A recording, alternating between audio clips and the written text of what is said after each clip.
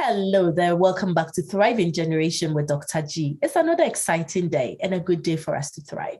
Today, we are meeting a thriving sister who is doing so well on side businesses, building a side business, doing well while still being employed. I am so excited about this conversation. Please stay with us to the very end, and we are going to learn a lot from her.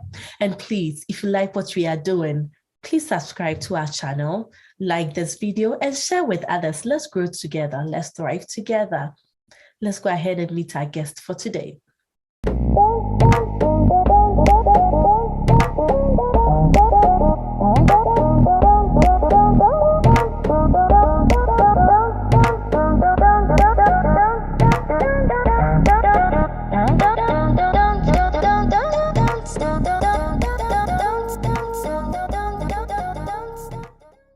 Gathy, welcome to Thriving Generation.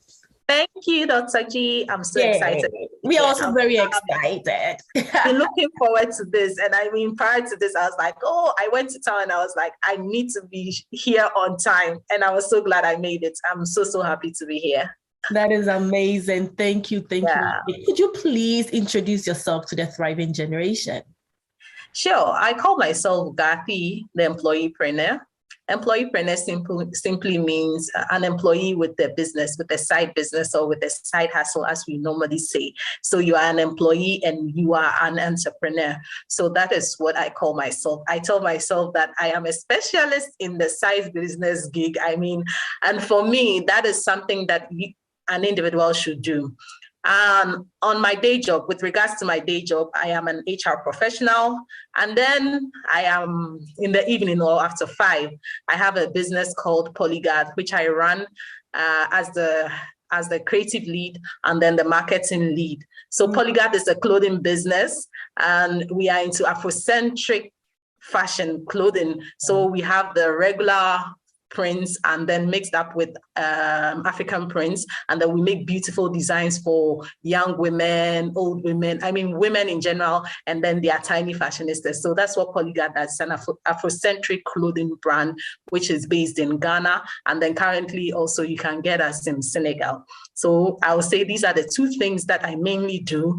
But because I have a passion for teaching, I actually also started out what I call Learn with Gathy. So Learn with Gathy is simply a place where I encourage women to live their full potential and then don't just look beyond their motherhood journeys or whatever life that they have before them, but to make sure that they are living their full potential. And that means that if you have to start a business, you start a business. If you have to probably go back to school, you go back to school. And you do this in three ways. You learn, you grow, and then you become a leader. So that is what Learn with Gathy is all about. And then, of course, when I started this whole journey of employeepreneur, I was like, okay, am I alone in this whole business? I don't think I am. So I started a little community, which I call the Employeepreneur Africa community. So there are a couple of us who have been having training programs, and then we have outings together, monthly outings, quarterly outings, and then of course network sessions to help us to really get together and know that the challenges that we are facing, we are not alone. There are people who are going through the same thing, and of course we are together in this, and we are growing our businesses and our careers together. What I normally would say is that career plus business is possible. So this is Gathy for you. I mean, this is the whole of Gathy packaged in this short intro. Amazing. I love what you do. It's really in line with what we do here in Thriving Generation. We want people to live their full potential. And the truth is, it can be hard. It can be hard. So finding the community, just as you mentioned, and then getting resources, just like we are sharing, is very, very helpful. So we are going to put all your links in the description, and viewers, please check Gathy out, learn with her, and then thrive with her. So my main question for you, Gathy, I am so excited you are here. Many of us today cannot live on one income. We cannot be comfortable with our main employment. How do we start a side business? I don't want to say a side hustle. I have a thing against hustle. Like, I don't like it. You have to struggle. You know, it can be something you enjoy doing. So side business, side income, multiple sources of income. Please help us out. Okay. I'm so happy you mentioned the fact that calling it a side hustle changes the whole definition of it, because that means that you have to strive to make it happen. But normally, to start a side business, once you begin to see it as a business, everything changes. So, for instance, if you have a passion, or you are thinking, you have an idea and you are thinking that, how can I bring this thing out? What will make people want to get this particular thing from me? What are the things that I can do so that people can see me out there? Mm-hmm. If you have this kind of mindset of starting a side business, what I would tell you to do is that, first of all, put all your ideas on paper, or put all your ideas wherever that you want to keep it. If it's a digital platform, wherever you want to keep it. These days, people usually will use their phones to keep. So probably they have the information on Google Keep, or they have it on their memos and all that. Okay. First of all, put your ideas down, jot them down. Okay. And then once you have all your ideas jotted down, then prioritize which one you want to launch with. Okay. So for instance, maybe as an individual, if I take myself as an example, I can only share my journey to inspire. I cannot really talk about other people, but generally, when I wanted to start out, I had several ideas. I had a food business idea. I had a clothing business idea. And then, of course, I had a training and learning outfit idea. So these were the three things that were coming to me, and I was a bit confused on which one to start with. So what I did was I put everything down, and then I said, okay, now I'm going to do a market research. This market research is not to say I'm going to have a focus group and then ask them questions. No, I'm going to throw all my ideas out there, and then whichever one brings me some profit margin in the next 3 months will be the one that I'm going to focus on, because it depends on why you were starting the business in the first place. So for me, one of the critical reasons why it was a need basis kind of agreement for me to say, okay, I want to go into business to make profit. That is not a bad thing. It's not a bad thing to want to go into a business and make a profit. At the end of the day, that is it. And then, of course, I had passion for certain things that I felt that it would be good for people to know these things, and it will have an impact on individuals, and generally in the society, it will also have an impact. So I threw all my ideas there into the world. I mean, I brought it out there. I opened my Facebook page, my Instagram page. I opened WhatsApp business. I was there. And then, of course, I had a website for one particular business. That is the Pauligath business, because that was the one that I had my bet on.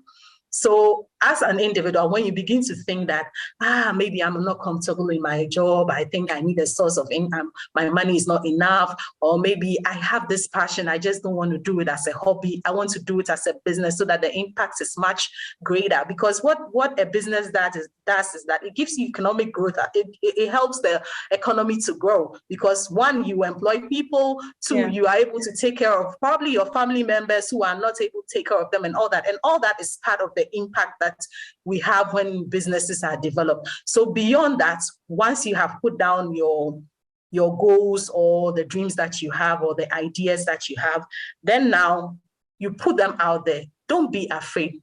Take away every form of fear, put them out there, and just assess which one is going to be your best bet from there. Okay, yeah.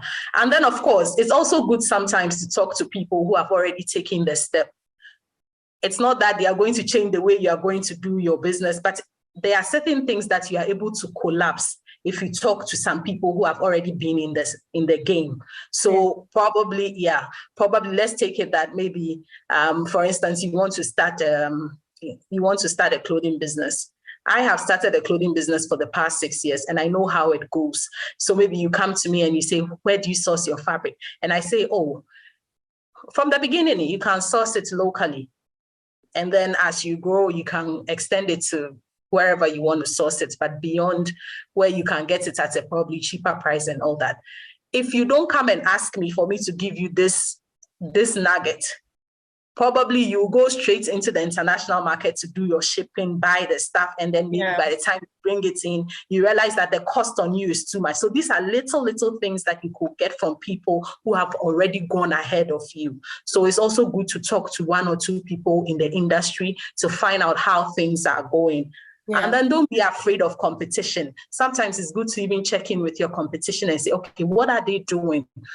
how can I do things differently from how they are doing it? Or what do I see as a trend of their customer pain points, which I can add to mine that will make it much more successful? Don't forget that as an entry-level, person who is entering a business, like for the first entry, normally people might have done it before you. And therefore there's that fear that, oh, am I going to do well? They have already gone ahead. Is it going to work?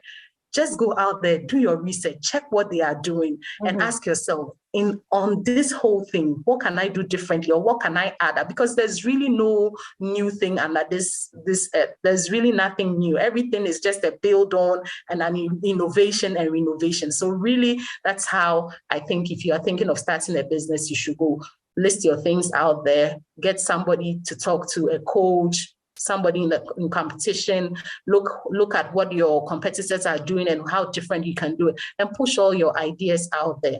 Once you push all your ideas out there, with time, you give yourself some time and say, this is what I'm going for. What if all the ideas work? That is your bingo. That is bingo for you. Yeah. So that's what I was saying. But my question is, going out there and seeking mentoring is good, but what if somebody steals my idea? What if I don't want to share because, it's competitive and somebody will add mine to theirs? How do we work around that? So if I say seek mentorship, I'm not just saying, you can seek mentorship in different forms. By reading books. By reading books is a way of mentorship. By following, probably you know me as an individual, you know what I do, and probably you're getting into a particular business that is even non-related to what I am doing. Okay. And you want to see, you can follow me to the point where you even get to understand my ideologies, how I do things. So that is what we call mentoring. And then we have the ones that you go and speak to the individual. Yes, it's true that sometimes, people are mean. So when you speak to them, and because they have gone ahead of you, probably they have the resources, they have the energy, they have the connections and all that, and therefore they can easily steal your idea. But the fact that they've stolen your idea doesn't mean they've stolen your entire, your entire information about this whole idea. You can't, there's no way in a particular session, even if you give somebody, you say, this is my prototype, take it. This is it. The person knows that this is your business. There's no way the person can run it as much as you can, because the idea is inborn and it keeps growing as you use it. So there's no way the person can do it as well as you can. So it shouldn't be a problem, because regardless, whether you can come out today and somebody will start the same thing tomorrow, what would you do? So it doesn't matter. It doesn't matter. That fear of what if somebody steals my idea should really not be a problem at all. Still go ahead, share the idea. Of course, don't share everything about your idea, but the ones that are critical to make you start the business, I think it's good for you to do that. Yeah. Wonderful. Wonderful. Thank you so much. Gathy, talk to us about capital. That is one challenging part for most of us, the idea that I need extra money to even start. How do we start as beginners? For me, I will say that, people say you don't need money to start a business, or I think that idea sometimes I feel a bit bad about it, because really you need some form of capital to start a business. You might not need a huge one, but some form of capital. And as a young person starting a business, as I said, I'm always using myself as an example. So yes, you need a little bit of capital. That means that you need to save up some money. So maybe you have your idea. You have your idea. You know that this is a business you want to set. You give yourself probably 2 years and say, okay, I want to save up some bit of money to be able to start this idea. Okay, so you save towards the idea, and then once you have the money to start the business, then you start it. So the best way to start any business is you yourself injecting your own money as a capital into the business. If it is a huge one that cannot go without going to source for investments, that means that your first point of call should be your family and friends. Yeah. I think it's easier for your family and friends to say they want to help you than any other person will want to. And then if your family and friends, you still need much more, or you think you didn't get the needed support, then you go beyond that and start going for grants, venture capitals and all that, and then investors, all that coming. But truly, if you want to start anything, you have to be invested yourself. And that means putting in your own money. Even if you don't have the immediate capital, save towards it, give yourself some time and say, how much money do I need to be able to put my idea out there? And how long would it take for me to generate this amount of money? And then you put in bits and pieces till you get there, and then you launch the idea. Amazing. So that's what I'll say with regards to capital. Amazing. Thank you so much. Yeah. Thank you so much. Yeah. I want you to share with us 3 mistakes you made when you were starting, and so that we can avoid it. We don't want to repeat it. We don't want to learn from our own experiences. We are learning from you. Okay, share with us three, only 3. I'm sure you made probably more than that, but 3 significant ones to avoid. Yeah. The first mistake I'll talk about is I, for instance, invested all my capital in machinery. Okay. Yeah. So that means that after machinery, how do you get people to work for you? How do you get your products out there? How do you get people to know that, okay, you are doing this, the marketing of the products? And then eventually, how do you get the sales? So for me, I think that I didn't sit down to really look through entirely the value chain of my business and then see how I can put out capital for each of them so that at the end of the day, I'm able to make the sale that is required. So for me, my first mistake was that I didn't speak to anybody about that particular business I wanted to run, which now I am even giving advice that people do. Okay. I was stuck. And this was me. I had left my job. That is my second mistake. My second mistake is that I left my job to start a business. So I was not working. And I was caught in that in between of, now you have the machinery, where are the human resource, how are you going to market them? And this is me so I had to really painstakingly look for the capital that I needed to be able to go on in the business, which if I had my job, I'll still have my salary, and then I'll still be running both businesses or whatever I was using the money for, So for me, that's the first. And the first thing is the fact that I used all my money to buy machinery. Sometimes just do your research, talk to people, get to know the whole value chain of the business that you are entering into. Be sure of what you are going to do at every stage of the business so that you are not found wanting. So that's the mistake number 1. Number 2 is the fact that I left my job and then I started a business. I should have been in my job, doing the business, seeing the business grow, and then now eventually decide that maybe it has grown to a level where I think that it's best that now I concentrate on my business. And this is where the employeepreneur idea came from. I realized that there were a lot of people in my shoes. They have left their jobs, they started businesses. And most businesses these days are started on social media. So Instagram and all that. And I mean, for me, it's a good place to have your brands out there. It's a good place to let people know you build your brand portfolio and all that. I mean, people get to know the awareness of your brand. But to make sales on these social media platforms, there are techniques that you really need to use. And that means you need to research into it. Sometimes it costs you much more than you even think. And the fact that people are following you doesn't mean it's translating into sales. So you can have followers, but the sales, at the end of the day, what you want to convert is sales. So really, for me, at that point where I was like, I got an aha moment. I was like, Gathy, you shouldn't have left your job. You should have kept your job and then still run this business on the side. And I'm sure you could have been investing little by little into this business. So you eventually grow it to a point where it can take care of your needs, take care of whatever that you want to take care of. And then it can even impact the society much more. Yeah. So that brought me to this employeepreneurship journey, to tell people that I've done it, it wasn't good for me, so don't do it for yourself. I mean, don't do it. The third thing I'll say is that I'm a mother, I'm a wife. So there's something that I think I did, which is corresponding to this, which I would like to talk about. And the fact is, I neglected my self-care. I wasn't taking care of myself. And that had an impact on my health. I hardly talk about it, but I think that it's one of the key things that when you're a young person or when you start a business, because your idea is so great, you so much love, you have passion for it, sometimes you go on doing it, and then before you know it, it's affecting other areas of your life, your mental health. It could even affect your relationship if you are not careful and all that. So for me, I think that self-care was very critical. It's one of the mistakes that I did, and I don't want anybody to do that. So now I preach a lot about it. I have this CRAPS technique, and it's an acronym.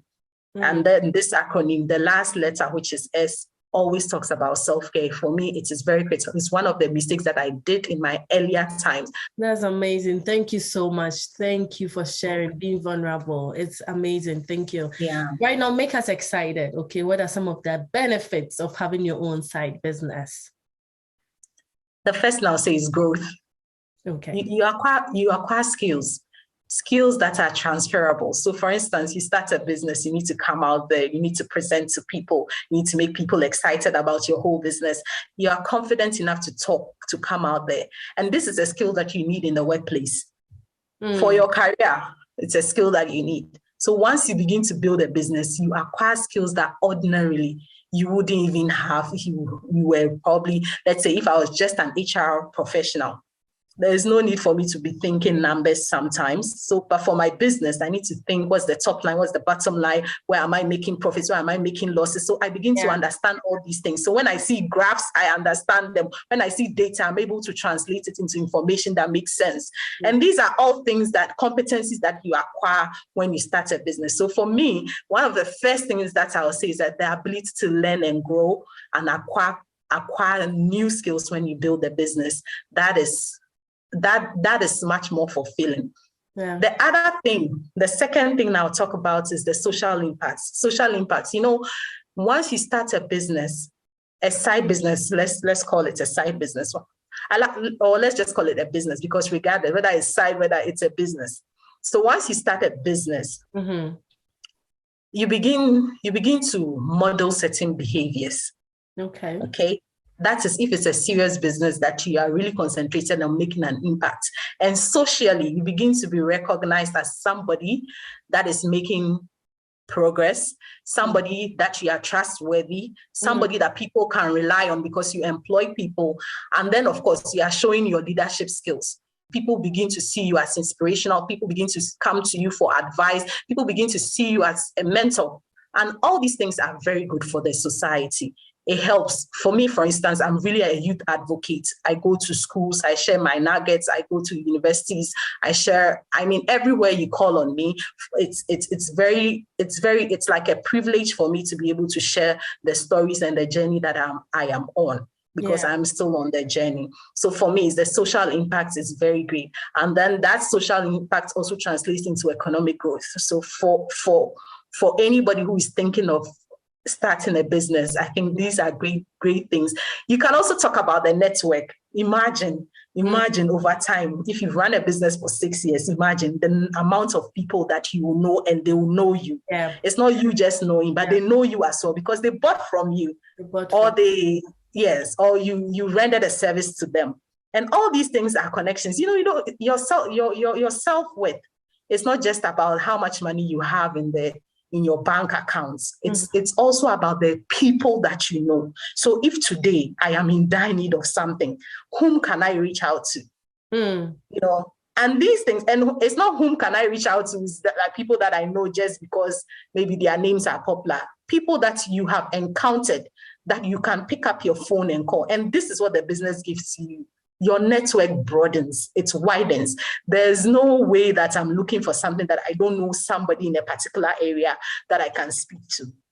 Okay, so that is another benefit of the business. And of course, let's talk about the money, which is the end game. Which is the end game, which is the end game. At the end of the day, what's the point if you are not able to probably you want to buy a particular kind of watch? Should be able to afford it. Yeah. And these are the benefits of running a business and then winning in the business. At the end of the day, you make the money, and then you are able to even invest into another business, and you're able to spend on yourself, spend on other people. You're able to even, that's when your philanthropy, behavior starts coming out. So once you get to the point where you've made the profits that you're looking for, or you begin to take care of yourself with your own money, then of course, now you have something in your hand and you can stretch it to others. And then I think that what is life all about? Life is about giving.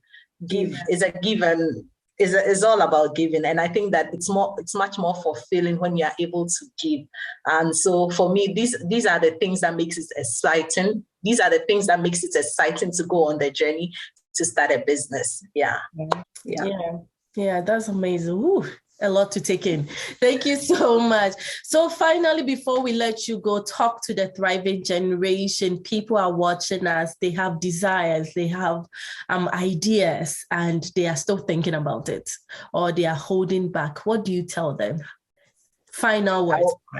So I think that my last words to all of us here, I am a thriver, or I am a thriving generation. Yes, I wanted so much to move beyond what I was earning, move beyond the reality that I was living in. And I think that what I would tell everybody to do is that just go for it. Whatever you're thinking about, go for it. If you're thinking about dreams, don't let it stay just like your dreams. Put things on paper, write down your goals, put steps together so that you ensure that these goals, okay, maybe I have these goals 3 years from now, what would I want to achieve? And then take steps in achieving them. I mean, it is possible for you to have a career and still have a business on the side. Don't let anybody tell you that, yes, either you're an entrepreneur or either you can win in both ways. You can win in your career, you can win in your entrepreneurship journey. It is possible. And the beauty of all this is that, like I mentioned, the skills are transferable. If you're winning in your career, those skills like team management, organizational skills, problem solving, critical thinking, all these soft skills that we think about. When you come into the entrepreneurial journey, it's the same thing. You will need to be able to know how to manage your team. You need to be able to have critical thinking skills. And they are interchangeable, they are transferable. You can go anywhere with it. And then even if you decide that, okay, I'm tired, I don't want to do career again, and I want to go into full-time entrepreneurship, you have the skills, you have the ability, you have the knowledge, the know-how. Yeah. So go hard on your dreams and make sure that you are out there push yourself out there. Nobody will believe in you as much as you can believe in yourself. And nobody can do what you want to do as much as you yourself can do it. So go out there, push yourself out there, and then see how you win in the marketplace. That's what I would say. I preach. Thank you so much, Gathy, for joining us. We thank you for learning with us. Thank you. Yeah, thank you, Dr. G. I appreciate you. Thriving Generation, you heard our sister. She started and she's 6 years into it, and she's still doing amazing things, and she's still learning. And we're encouraging you today to get out there and live your dreams. Start something. You will never know if you will succeed unless you start. So start, and resources are there. I'll put her information in the description, but can you go over the best place people can find you? Where can they find you? Where can they learn more with you? So I will say I am biased towards Instagram. Okay. So it's easy for you to find me on Instagram. And then the second best place is through email. My email is solid for me, and it is learnwithgathy@gmail.com. And then when you come to Instagram, it's learnwithgathy. You can always find me there. I think these two places are the best places that you can reach out to me. And then, of course, we can have a conversation and go beyond that. And then, of course, if there's that need, we can go beyond these two places. Yeah. Amazing. Thank you so much. Thriving Generation, please follow Gathy on all these platforms she shared, and I'll put the description below. And we're encouraging you to get out there and thrive. If you love this video, please give it a thumbs up if you haven't done so already. Share with others. You don't know who is out there also needing this kind of information. So kindly share and subscribe if you haven't done so already. We love you. We appreciate you. We are cheering you on, and we will see you in the next video. Bye. Bye.